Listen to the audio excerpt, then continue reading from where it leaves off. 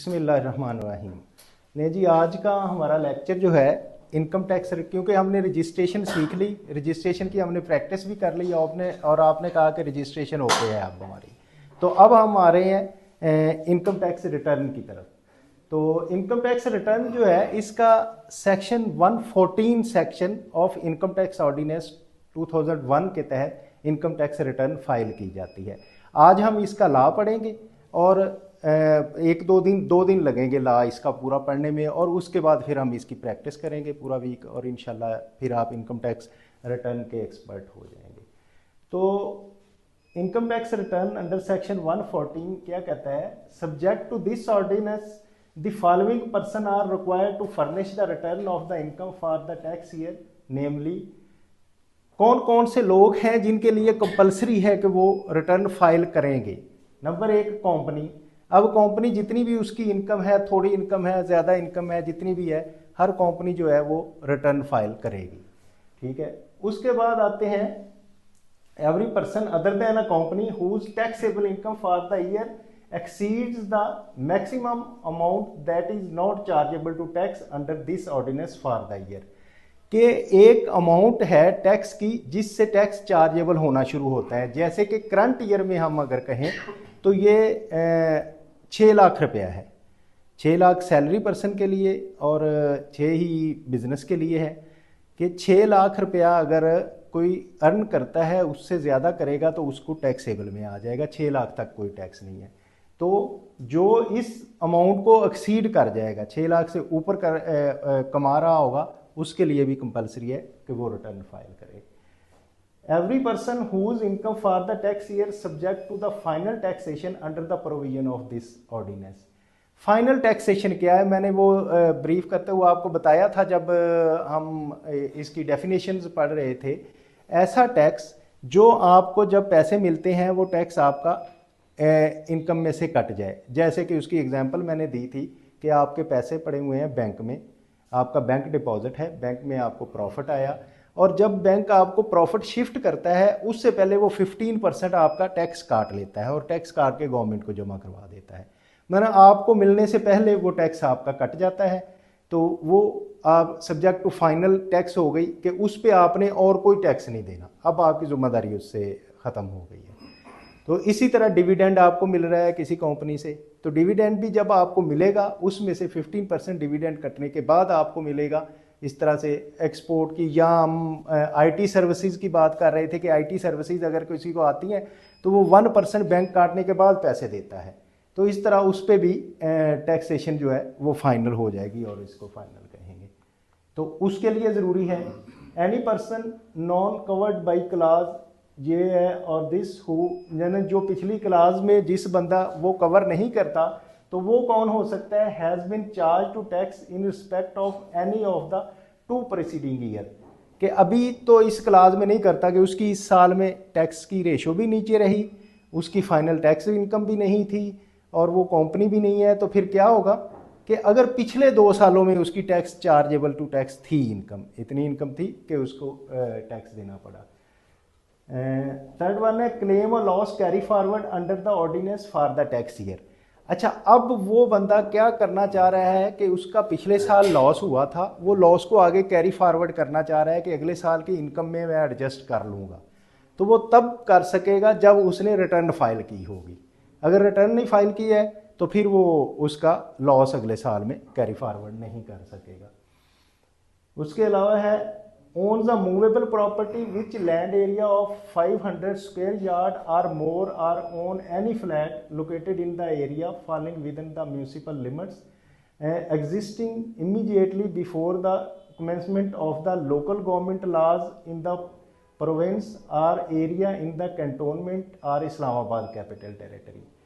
हर ऐसा बंदा जिसके पास 500 स्क्वायर यार्ड का प्लाट होगा या 200 स्क्वायर फुट का फ्लैट होगा, किस एरिया में? म्यूनसिपल एरिया, कमेटी का एरिया हो सकता है, उसका कैपिटल टेरिटरी हो सकता है, या लोकल गवर्नमेंट का एरिया जो है उसमें अगर फाइल कर रहा है तो उसको भी रिटर्न फाइल करना पड़ेगी। ये अभी हमारे चल रहे हैं आगे, यहाँ तक आपको कोई प्रॉब्लम हो तो। यार सर एक सवाल है कि ये जो जी, सवाल मेरा ये है सर, ये जो थर्ड नंबर क्लॉज है इसमें एरियाज डिफाइन किए हैं हाँ और जी। एरियाज मेंशन किए हैं कि इन एरियाज में अगर है तो क्या इसमें से कोई एक ऐसा एरिया है जो कि एग्जाम्प्ट है जो इसमें शामिल नहीं है, या पूरे पाकिस्तान में कहीं पे भी अगर आपके पास इमूवेबल प्रॉपर्टी नहीं, है? अभी मतलब म्यूनिसिपल कॉरपोरेशन जैसे लाहौर का जो म्यूनिसिपल का या एलडी एरिया से हम जब बाहर निकल जाते हैं तो एग्रीकल्चर लैंड आ जाती है, तो उधर नहीं होगा। ऐसे ही आप किसी छोटे शहर की बात कर रहे हैं, आपका अगर होम टाउन कौन सा है, लाहौर से ही है या किसी जी, और लाहौर से। लाहौर से ही है। अगर लाहौर से आप निकल गए, जो म्यूनिसिपल कॉरपोरेशन का एरिया है उससे निकल जाएंगे, तो फिर वो आपका जिसमें लोकल गवर्नमेंट का लॉ चलता है, जिसमें डिस्ट्रिक्ट गवर्नमेंट का है, उसमें वो नहीं होगा। उसमें वो टैक्सेबल नहीं होगा इमूवेबल वो प्रॉपर्टी? टैक्सेबल नहीं होगी। जैसे गांव में दो दो कनाल की अगर होती हैं, हवेलियां फिर होती हैं, हवेलियां होती हैं, तो तो उस पर उस कोई पे वो टैक्स नहीं उस होगा? पे टैक्स नहीं ओके होगा। ओके। वो उसके लिए कंपलसरी नहीं होगा कि टैक्स रिटर्न करें। ये तो वो है कि जिनके लिए कंपलसरी है कि वो टैक्स रिटर्न फाइल करें। ठीक है। ठीक हो गया।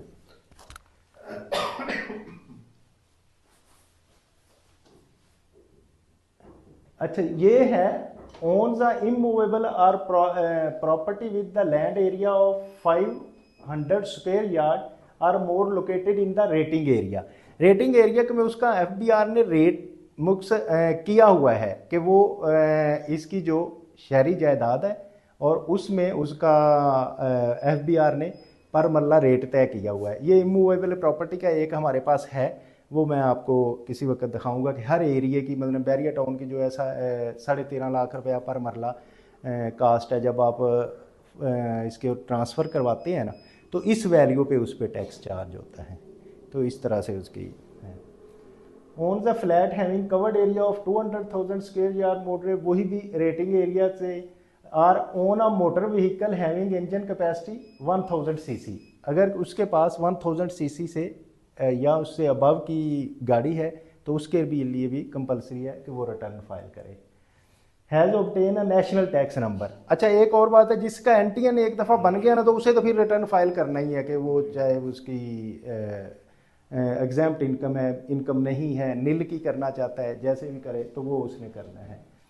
इज द होल्डर ऑफ यहीं पे एक थोड़ा सा रिलेटेड क्वेश्चन आया कि जिस तरह सारी जिंदगी एक बंदा रजिस्टर हो गया, उसने रिटर्न फाइल करनी है, इन केस ऑफ डेथ और डिसीज जब हो जाता है बंदा, तो एफबीआर को कैसे नोटिफाई होता है कि ये बंदा मर गया और इसने? उसकी अभी अभी हम ना आगे पढ़ेंगे, आगे पढ़ेंगे, आगे ओके उसका आएगा तो फाइन। उसके बारे में आगे।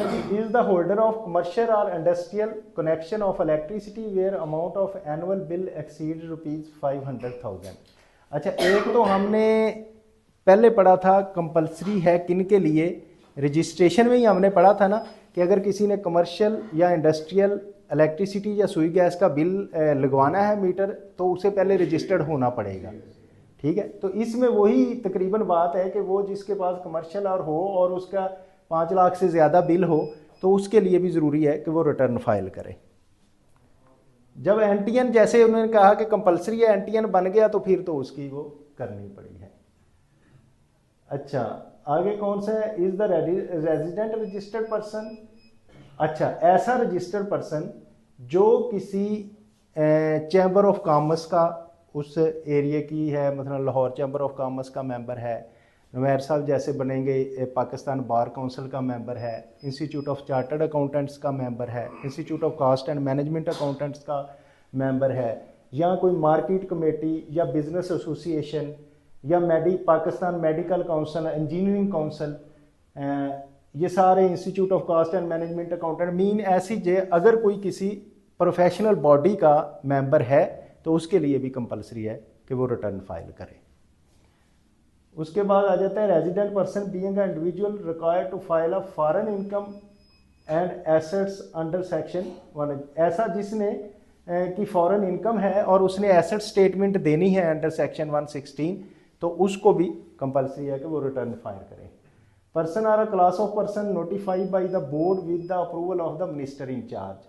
हाँ, इसके अलावा अगर बोर्ड किसी को भी नोटिफाई कर दे कि वो फलां बंदे जी रिटर्न फाइल करनी चाहिए उसको, ठीक है, तो वो इसके लिए ज़रूरी नहीं है कि वो लॉ की असेंबली से लॉ अप्रूव हो, बल्कि अगर मिनिस्टर इंचार्ज उसकी इजाज़त दे दे तो वो उसका एसआरओ या नोटिफिकेशन कर सकते हैं कि फ़लाँ क्लास ऑफ पर्सन जो है वो भी रिटर्न फाइल करें।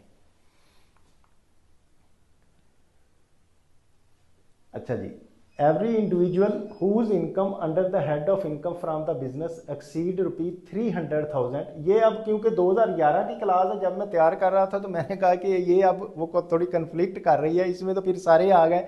एक ऊपर जो मिनिमम की है आजकल 6 लाख रुपए है, लेकिन ये पुरानी है 2011 की ये क्लास थी उसमें डली हुई कि अगर किसी की exceed ₹300,000 but does not exceed ₹400,000 in the tax year is also required to furnish a return of income for the tax year.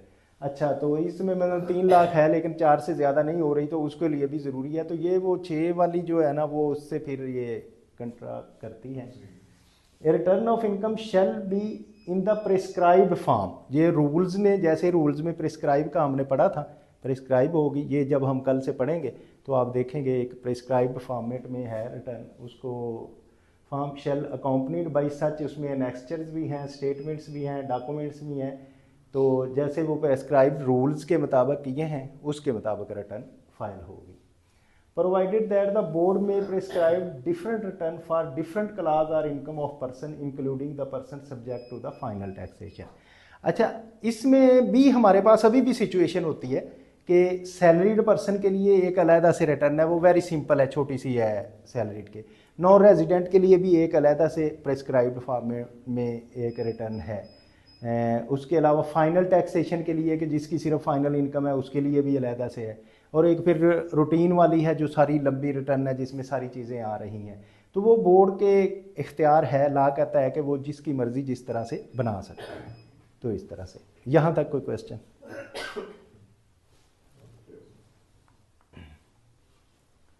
अच्छा, shall fully state all the relevant particulars of info. अच्छा, जो अब return जैसे उसने prescribed की है तो अब टैक्स पेयर के लिए ज़रूरी है कि वो हर पार्टिकुलर्स जो हर कॉलम है उसको वो फिल करे। Fully state all the relevant particulars और information as prescribed in the form of return including the declaration of record kept by the tax payer. जो भी उसके पास रिकॉर्ड है तो वो उसको इंफॉर्मेशन पूरी उसमें फिल करेगा। आगे सी में है shall be assigned by the person being an individual और a person representative where section 172 applies. के मीन ये वो जैसे नुमैर ने एक दिन क्वेश्चन किया था कि वो बंदा खुद तो नहीं भर रहा, उसकी बेस भी आप पे और कोई भर रहा है। तो 172 जो सेक्शन है ऑफ द ऑर्डिनेंस वो ये कहते हैं कि आपका रिप्रेजेंटेटिव जो काम कर रहा है वो आपकी बिहाफ पे ही कर रहा है, तो आप उसके रिस्पॉन्सिबल है जो आपके रिप्रेजेंटेटिव ने काम किया है। Shall be accompanying by with the evidence of payment due tax as per the return of the income. तो जिसमें इनकम टैक्स के साथ जो उसका प्रूफ ऑफ पेमेंट्स हैं वो भी होने चाहिए आपके पास। Shall be accompanied with the wealth statement as required under section 116B। Wealth statement भी अब इनकम टैक्स रिटर्न का हिस्सा बन गई है, वो भी हम जब रिटर्न फाइल करेंगे तो उसके साथ उसका होगा। Shall be accompanied with the foreign income and asset statement required under was section 116। जैसे काजमी साहब ने इस दफ़ा अपनी रिटर्न फाइल की है तो उनकी फॉरेन इनकम थी, हालांकि टैक्सेबल नहीं थी, लेकिन इन्होंने वो रिटर्न में शो की अपनी, और एसेट्स आपके अपने उसके मुताबिक इनके बने। अच्छा, सेक्शन 2A क्या है? A return of the income filed electronically on the web और एनी मैग्नेटिक मीडिया और any other computer reliable readable media as may be specified by the board shall also be deemed to be the return for the purpose of such section 1।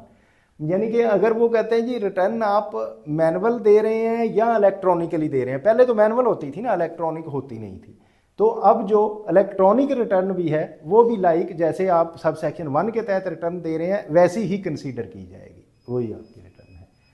And the board में by the notification in the official gazette make rules for determining eligibility of the data of such return and e-intermediary। eligibility of the data इस return का और e-intermediary ये होता है कि पहले कुछ टाइम, अभी तो हर किसी का अपना लॉगिन बन गया है, जब ये स्टार्ट हुआ था ना इसका रिटर्न इलेक्ट्रॉनिक फाइल करना तो वो हर किसी का लॉगिन अलहदा से नहीं था। एक जो कंसल्टेंट कोई भी था किसी फील्ड का, जैसे कि जुवेद फ़र्ज़ किया ये कंसल्टेंट है, तो इसके जितने भी क्लाइंट्स थे वो इसी एक लॉगिन से रिटर्न फाइल होती थी, मतलब इनके पास सबका डाटा होता था, वो सबका इन्हीं की लॉगिन करते तो अपना अपना वो हर इसके क्लाइंट की रिटर्न उसी से होगी, तो वो उसको ई इंटरमीडियरी कहते हैं। तो उसके जिक्र कर रहे हैं, who will digitise the data and such a return and transmit the same electronically to the income tax department under their digital signature. अब उसमें डिजिटल सिग्नेचर क्या होते हैं कि इन्होंने एक पिन कोड दिया हुआ है, जब तक आप पिन कोड से वेरीफाई नहीं करेंगे तो वो आपकी रिटर्न फाइल नहीं होगी, तो वो उसके डिजिटल सिग्नेचर हैं। And the matter of relating to electronic filing of the return statement document et cetera. Mean ये है कि जो इलेक्ट्रॉनिक रिटर्न होगी वो भी उसी रिटर्न की तरह की होगी। अच्छा, अब इसमें आपकी बात आएगी जो कि अगर कोई खुदा न खास्ता फौत हो जाता है तो उसका क्या है। कहते हैं जी, commissioner may by the notice in writing required a person और अ पर्सन रिप्रेजेंटेटिव, यानी कि किसी पर्सन को नोटिस करते हुए या उसके रिप्रेजेंटेटिव को नोटिस क्या करेगा, एज द केस में be to furnish a return of the income by the date specified in the notice. उसको नोटिस करेगा कि आप जो लेस देन 12 मंथ की जो रिटर्न है वो आप किस तरह से फाइल करें, मतलब पूरे 12 महीने की नहीं होगी। लेस देन कौन हो सकता है, that is the person has died, जो फौत हो गया, फ़र्ज़ किया मतलब वो साल चल रहा था, जिस साल के 6 महीने के बाद वो फौत हो गया, तो कमिश्नर उसके रिप्रेजेंटेटिव को या उसके इनहेरिटर को कह सकता है कि आप उसके इस पीरियड की, साल से कम पीरियड की भी वो कह सकता है कि रिटर्न करें। या the person has become bankrupt or gone into the liquidation में चली गई, कंपनी लिक्विडेट हो गई या बैंकरप्ट हो गया, तो उसको भी उस पीरियड के लिए जब तक अभी वो बैंकरप्ट नहीं हुई थी या लिक्विडेशन में नहीं गई थी तो उस पीरियड की करें। जहाँ कोई पाकिस्तान छोड़ना चाह रहा है बंदा परमानेंटली तो उसको भी कह सकता है कि इतने भी। The commissioner otherwise considered it appropriate to require such return to be furnish के कमिश्नर अगर चाहे तो ऐसी रिटर्न वो फर्निश करवा सकता है या रिटर्न फाइल करवा सकता है, उसके बारे में कह सकता है।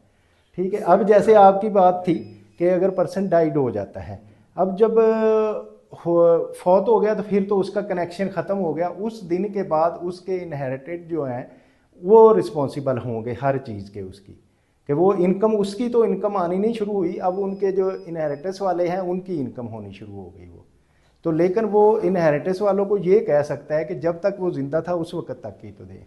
अच्छा, अब फॉर एग्जांपल मैं अपना लॉगिन खुद ही हैंडल करता हूँ, हाँ जी, और एक बंदा है वो खुद ही करता है, वो चला गया इस दुनिया से, अब उसका ना किसी को लॉगिन पासवर्ड पता है और ना उसके जो पीछे उसके वरसा थे ना उनको पता है कि वो क्या रिटर्न फाइल करते थे क्या नहीं करते थे इस केस में, और उसको एफबीआर को नोटिफाई कैसे होगा कि ये बंदा मर गया, इसके इतने साल हो गए रिटर्न्स नहीं आ रही। हाँ ठीक हो गया आपकी बात। अच्छा, अगली जब रिटर्न नहीं आएगी तो उस रिटर्न का एक नोटिस आएगा, वो तो एक बॉक्स में उसी को आ गया, इनबॉक्स में आ गया और साथ उसकी हार्ड कॉपी भी आती है, वो घर पे आती है, उसके घर पे आएगी। अब उसके घर पे आएगी तो उसके रिप्रेजेंटेटिव जाके इन्फॉर्म करेंगे जी बंदा वो फौत हो गया है तो इसलिए उसकी रिटर्न नहीं। तो अब कमिश्नर अगर चाहे जो रिप्लाई करेगा कि आप इसकी जो है अगर इस डेट को फौत हुआ है तो उस उतने दिन की दे दो, मैंने फॉर द पीरियड, तो उसमें वो उसकी रिटर्न।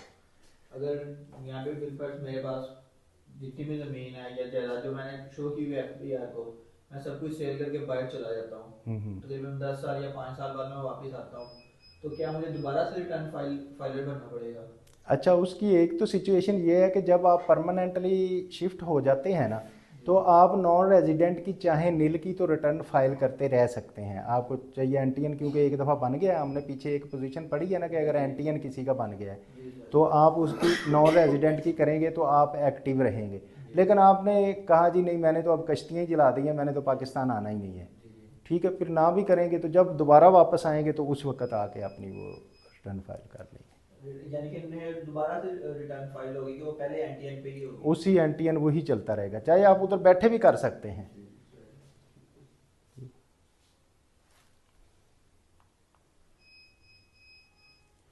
हाँ जी, आगे subject to sub section 5, the commissioner may by a notice in writing require any person who in the commissioner's opinion is required to file a return of the income under this section for the tax year or assessment year, but who has failed to do so to furnish the return of the income for that year within 30 days from the date of the service of such notice or such longer or shorter period as may specified in such notice as the commissioner may allow।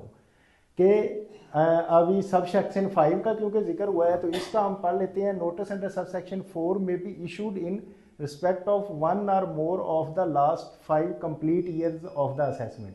यानी कि जो notice है section 4 कहता है कि return के लिए आप नोटिस 5 ईयर तक दे सकते हैं, मतलब 5 साल तक का डिपार्टमेंट के पास राइट होता है कि 5 साल तक का रिकॉर्ड आपसे मंगवा सकता है। जब 5 साल गुजर गए तो फिर ज़रूरी नहीं है कि आपसे मंगवाएं। तो इसलिए इसको उन्हें हवाला देते हुए कि 5 साल तक कमिश्नर किसी भी साल की आपसे रिक्वायर नोटिस कर सकता है कि इस साल की आप रिटर्न फाइल करें, तो उसकी आपको रिटर्न फाइल करना पड़ेगी। लें जी, ये हमने ला अभी इसमें है, एक सेशन और होगा, क्योंकि वो इसमें आ जाता तो वो थोड़ा लंबा हो जाना था, तो मैंने कहा कि चलो इसके 2 बना लेते हैं।